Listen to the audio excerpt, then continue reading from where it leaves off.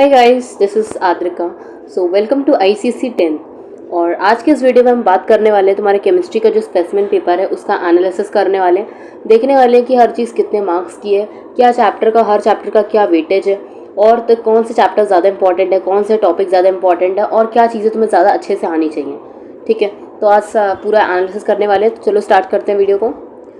हाँ, तो चलो, जो तुम्हारा पेपर होगा स्पेसिमेन पेपर, देखो पहले एक चीज़ ये जान लो कि जो स्पेसिमेन पेपर होता है और जो तुम्हारा रियल का जो बोर्ड का पेपर होता है उसमें ज़्यादा डिफरेंस नहीं होता। मतलब क्वेश्चन तो डिफरेंट होंगे ही, बट जो तुम्हारा मार्क्स की डिस्ट्रीब्यूशन होता है और वो चैप्टर से मतलब ज़्यादा वेरी नहीं करता। ठीक है, लगभग उसी टाइप का होता है। ठीक है, मतलब 95% पेपर तुम्हारा जो होता है उसका मार्क्स डिस्ट्रीब्यूशन सेम ही होता है।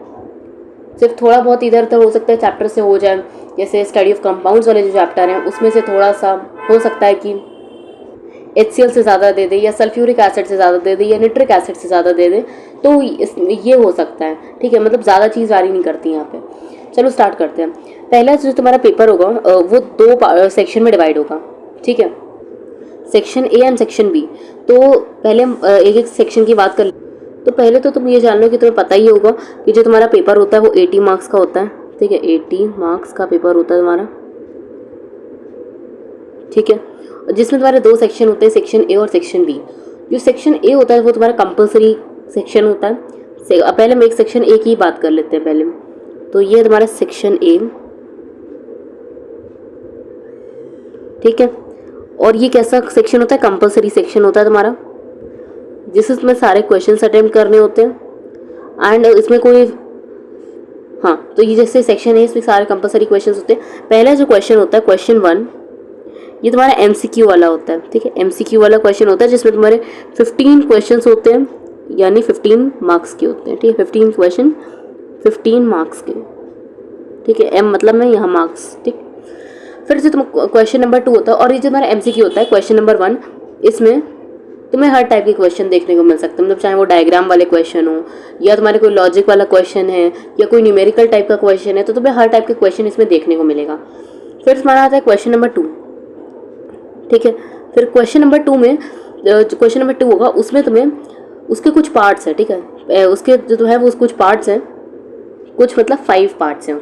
ठीक है, 5 पार्ट्स। जो पहला पार्ट है उसका फर्स्ट पार्ट है जो, वो तुम्हें उसमें देखने को मिलेगा एक डायग्राम बेस्ड क्वेश्चन। ठीक है, 1 DBQ मतलब डायग्राम बेस्ड क्वेश्चन।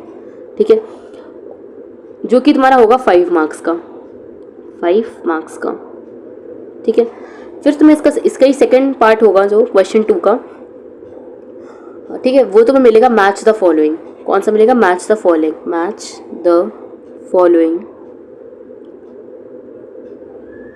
अभी हम हमारे चैप्टर का देखेंगे भी कौन से चैप्टर से कितने मार्क्स का आता है। तो फिर जो इसका सेकंड पार्ट होगा वो होगा मैच द फॉलोइंग, और वो भी तुम्हारा होगा 5 मार्क्स का। ठीक है, देन जो तुम्हारा थर्ड पार्ट होगा इसका वो होगा कंप्लीट द फॉलोइंग का। ठीक है, fill in the blank type का, complete the following, complete the following. तो इन सब चीज़ों से तुम देख सकते हो कि तुम्हारे में केमिस्ट्री में ऑब्जेक्टिव्स काफ़ी ज़्यादा आते हैं। ठीक है, मतलब ज़्यादा लंबे क्वेश्चंस तो नहीं आते लिखने को, बट तुम्हें ऑब्जेक्टिव्स अच्छे से आने चाहिए। ठीक है, कंप्लीट द फॉलोइंग, और ये भी तुम्हारा कितने मार्क्स का आता है? 5 मार्क्स का आता है। देन तुम्हारा आता है इसका पार्ट नंबर 4। ठीक है, जो इसका पार्ट नंबर 4 है वो है identify the following, identify the following, जो कि तुम्हारे एक तरीके से गिवन वर्ड टाइप का होता है। आइडेंटिफाई द फॉलोइंग, तुम्हें कोई स्टेटमेंट दे दिया जाएगा, तुम्हें पता होगा क्या कि ये चीज़ क्या पूछ रहे हैं। ठीक है, और ये भी तुम्हारा जो है वो 5 मार्क्स का आता है। ठीक है, फिर जो तुम्हारा 5th पार्ट है इसका, उसके 2 सब पार्ट्स हैं। ठीक है, उसके क्या है? 2 सब पार्ट्स हैं। जैसे जो फर्स्ट वाला पार्ट है, जैसे ए। ठीक है, जो ए फर्स्ट वाला पार्ट है, इसमें तुम्हें कोई डायग्राम बनाने, स्ट्रक्चरल डायग्राम जो होते हैं तुम्हारे ऑर्गेनिक केमिस्ट्री का जो पार्ट है, तो वो तुम्हें बनाने को दिया जाएगा। ठीक है, नेम लिखा होगा, UPSC नेम लिखा होगा, उससे तुम्हें क्या बनाना होगा? उसको स्ट्रक्चरल डायग्राम बनाना होगा, स्ट्रक्चरल डायग्राम। ठीक है, और ये पार्ट जो तुम्हारा होगा, और रुको पहले तो उसका सेकंड पार्ट भी डिस्कस कर लेते हैं। जो उसका सेकंड पार्ट होगा वो होगा IUPAC नेमिंग का। मतलब तुम्हारे पास तुम्हें स्ट्रक्चरल डायग्राम दे दिया जाएगा, एंड देन तुम्हें उससे IUPAC उसका नेम बताना होगा। ठीक है, उसके लिए तुम्हें नॉमेनक्लेचर आना चाहिए। IUPAC नेमिंग, ठीक है, IUPAC नोमेनक्लेचर। और ये जो तुम्हारा कंप्लीट पार्ट होता है ये तुम्हारा आता है 5 मार्क्स का, ठीक है, ये 5 मार्क्स का आता है, जो कि तुम्हारा ऑर्गेनिक का पार्ट है, तुम्हारा लास्ट चैप्टर है केमिस्ट्री का, ठीक है। और ये जो ऑर्गेनिक से जो आता है, देखो जैसे तुम्हारे स्पेसिमेन पेपर में स्ट्रक्चरल डायग्राम जो है ये तुम्हें 3 मार्क्स का दिया है, और बाकी IUPAC नेमिंग जो है ये तुम्हें 2 मार्क्स का दिया है, ठीक है। लेकिन ये वेरी कर सकता है, हो सकता है वो तुम्हें IUPAC नेमिंग 3 मार्क्स का दे दे और स्ट्रक्चरल डायग्राम 2 मार्क्स का दे दे, ठीक है। तो मतलब ये पार्ट जो है तुम्हारा 5 मार्क्स से तुम्हारा ऑर्गेनिक केमिस्ट्री से आना है, एंड उसके लिए तुम्हें structural diagram and IUPAC naming आनी चाहिए, ठीक है, आएगा तो यहीं से।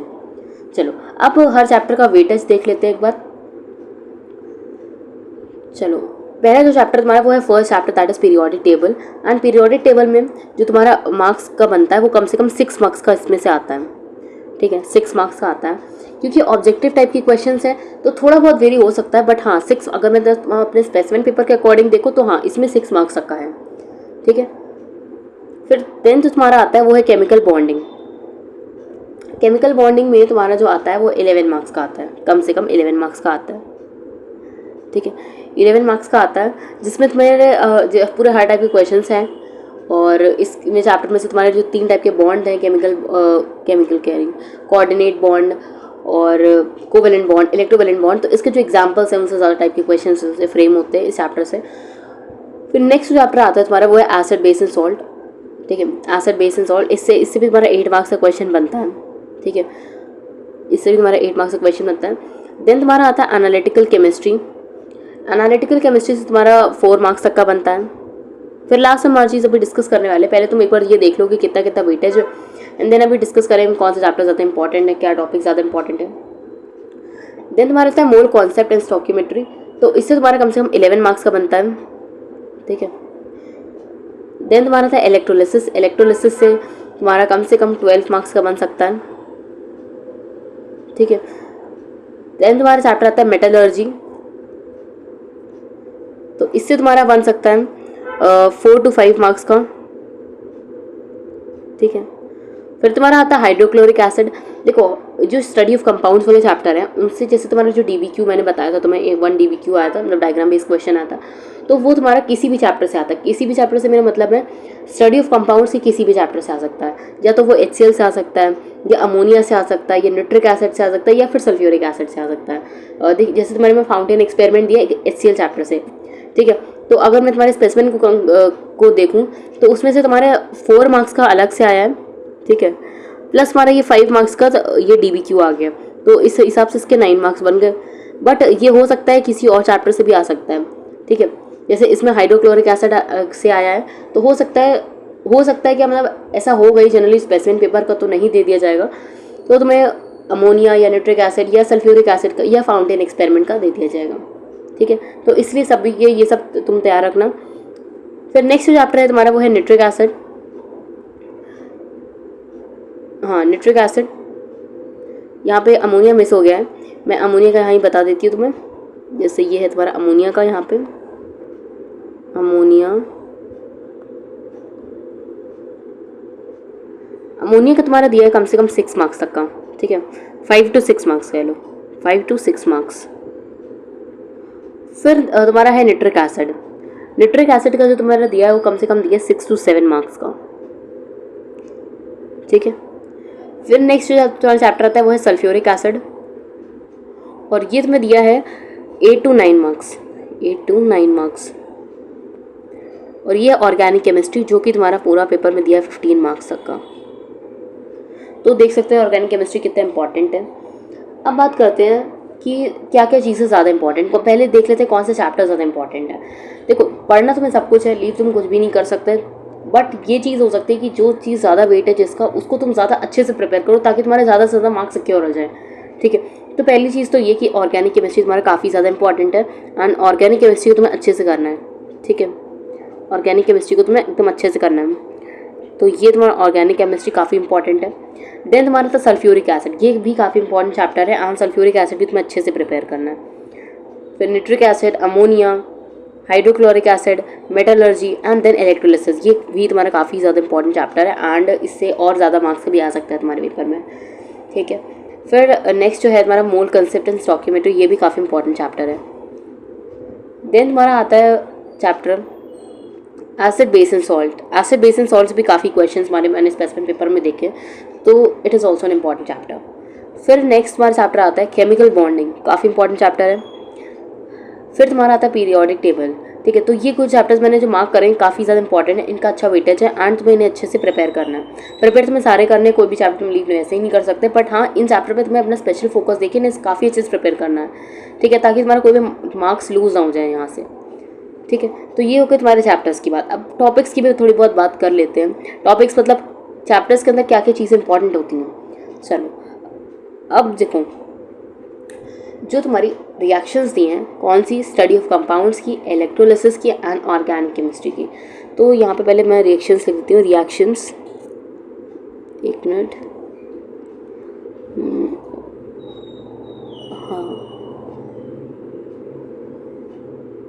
हाँ तो रिएक्शंस किसकी किसकी, पहले हो गए तुम्हारा जितने स्टडी ऑफ कंपाउंड्स वाले चैप्टर हैं, SOC लिख दिया मैंने यहाँ पे, ठीक है। फिर तुम्हारे हो गए इलेक्ट्रोलिसिस,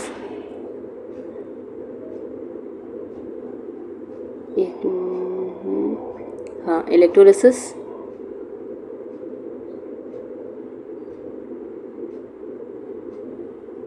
और फिर हो गया तुम्हारा ऑर्गेनिक केमिस्ट्री, ठीक है, ऑर्गेनिक केमिस्ट्री, ठीक है, जो कि तुम्हारा लास्ट चैप्टर है। तो इनके जो रिएक्शंस है वो तुम्हें काफ़ी अच्छे से लर्न होनी चाहिए, ठीक है, एकदम लर्न होनी चाहिए, क्योंकि अगर तुम सेक्शन बी में देखो तो उसमें तुम्हें डायरेक्ट रिएक्शन पूछी गई है, और अगर तुम्हें रिएक्शन लर्न होगी तो तुम इजीली उसे लिख पाओगे, तुम्हें ज़्यादा टाइम नहीं लगेगा, ठीक है। जैसे मैंने केमिस्ट्री में 99 स्कोर करे लास्ट ईयर ही, तो मैंने जब मेरा जो पेपर था उसमें भी मुझे रिएक्शंस ही मिली। सेक्शन बी में जनरली रिएक्शंस ही होती हैं, और इस बार का भी तुम सेशन पेपर देखो तो इसमें सेक्शन बी में जनरली रिएक्शंस ही आती हैं।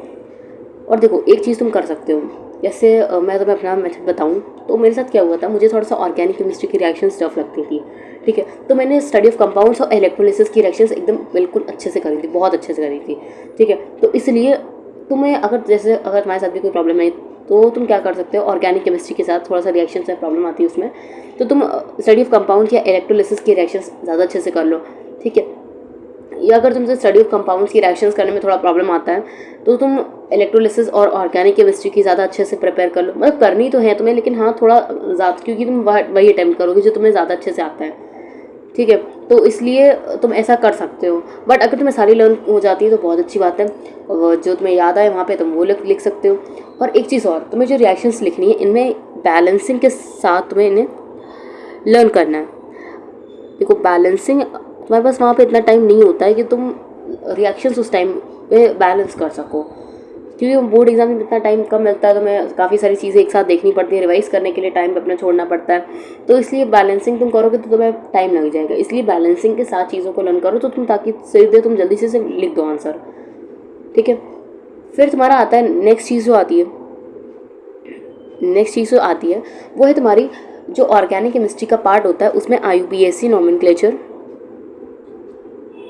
IUPAC नेमिंग, प्लस जो तुम्हारे स्ट्रक्चरल डायग्राम्स होते हैं। देखो ये चीज़ तुम्हारी आनी है, ठीक है, सेक्शन A में आती है और प्लस सेक्शन B में भी आ जाती है कभी कभी, ठीक है, तो इसलिए ये काफ़ी ज़्यादा इंपॉर्टेंट है। एंड जो चीज़ आनी है उसे तो अच्छे से प्रिपेयर करना ही, जो तुम्हें पता है कि हाँ ये आएगा ही पेपर में, तो वो तो काफ़ी इंपॉर्टेंट हो ही जाती है, ठीक है। तो ये भी काफ़ी इंपॉर्टेंट है, इसे भी अच्छे से सीख लेना, बनाना सीख लेना, डायग्राम एंड नोमेनक्लेचर वगैरह सीख लेना, ज़्यादा डिफिकल्ट नहीं होते, ईजी होते हैं, सीख जाओगे। फिर नेक्स्ट आता है तुम्हारा जो एसिड बेस सॉल्ट वगैरह चैप्टर है, उसमें तुम्हारे इंडिकेटर वगैरह वाले दिए हैं, ठीक है, कलर चेंज, जैसे तुम कोई एसिड में अगर तुमने लिटमस डाला ये तो क्या तुम्हें कलर चेंज होगा, सल्फ्यूरिक एसिड का तुमने अंदर तुमने लिटमस डाला या कोई भी अलग इंडिकेटर डाला तो क्या कलर, उसमें कलर में क्या चेंज आएगा। तो इस टाइप के जो क्वेश्चन है तुम्हारे इंडिकेटर वाले, कलर चेंज वाले, तो इन टाइप के सारे अच्छे से देख लेना, क्योंकि इस स्पेसिमेन पेपर मैंने तुम्हारा देखा तो मुझे काफ़ी इस टाइप के क्वेश्चंस देखने को मिले, तुम्हारे MCQ में भी दिए हैं, प्लस में सेक्शन B में मिल जाएंगे, तो इसलिए इस टाइप के क्वेश्चन ज़रूर से ज़रूर अच्छे से प्रैक्टिस करना, देख लेना, याद कर लेना है, ठीक है। उसके बाद मैं एक चीज़ और आती है, वो चीज़ ये है कि जैसे लेबोरेटरी प्रिपरेशन दी है तुम्हारी, स्टडी ऑफ कंपाउंड्स वाले चैप्टर है उनमें तुम्हारी लेबोरेटरी प्रिपरेशन दी है, प्लस फाउंटेन एक्सपेरिमेंट दिए हैं, तो वो सबके सारे अच्छे से करना, क्योंकि देखो एक तुम्हारा DBQ आएगा ही, ठीक है, एक डायग्राम बेस्ड क्वेश्चन आएगा ही, और वो इन्हीं चैप्टर से आएगा।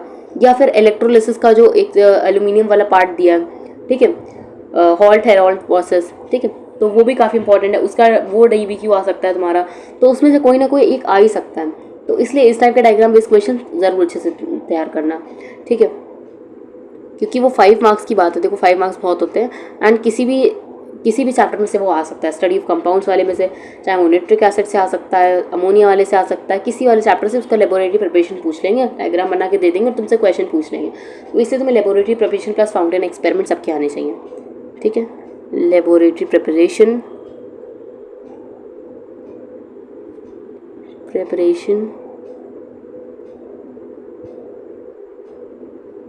और फाउंटेन एक्सपेरिमेंट 2 ही दिए हैं तुम्हारी बुक में, तो वही अच्छे से करने तुम्हें।